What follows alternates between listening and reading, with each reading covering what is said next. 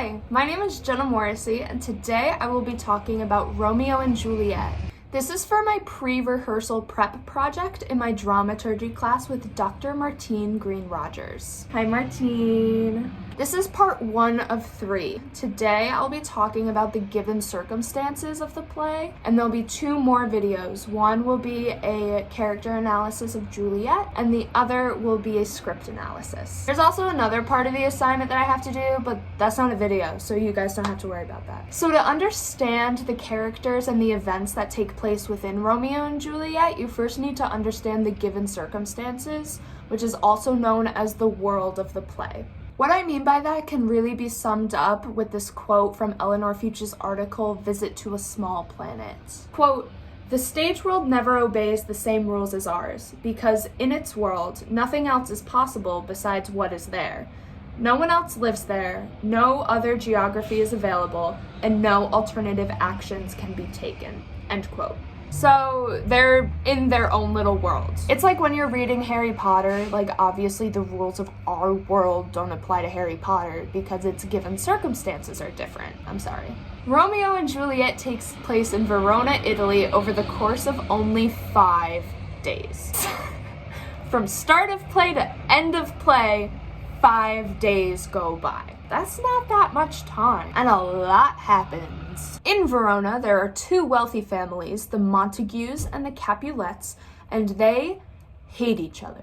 They also, dominate the town. So the first thing that happens in Act 1, Scene 1 is there's these 2 Capulet guys. They have names. It's Samson and Gregory. Are walking around and basically shit-talking the Montagues. They're just wandering the streets, talking about how much they hate the Montagues. And then some Montague guys show up and the Capulets are like, time to fight. So, they're arguing, they're doing their thing. And then the prince shows up.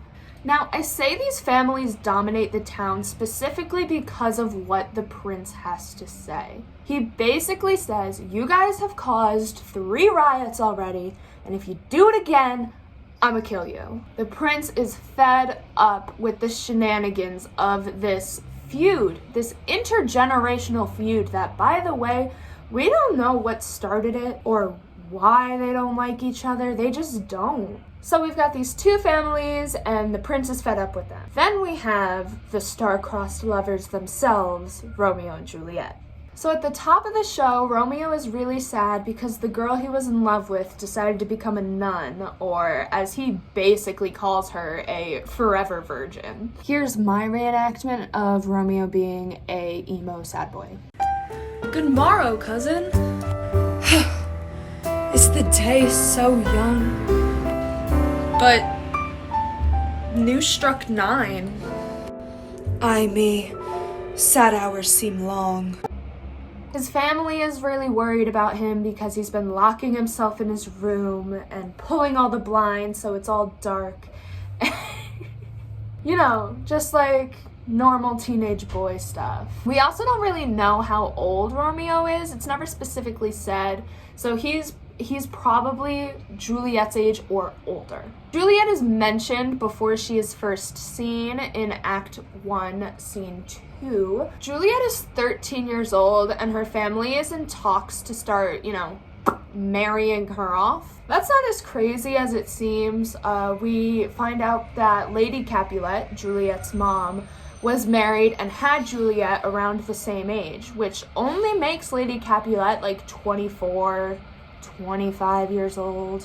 I'm getting ahead of myself. We'll talk about Juliet later. Romeo and Juliet come together and they break the rules of the world that they live in by falling in love when they are members of the opposing feuding families. Hence the star-crossed part of star-crossed lovers. So those are the basic given circumstances of Romeo and Juliet. This is the world that the audience finds themselves in when sitting in a production of Romeo and Juliet, no matter what sort of take they have on it.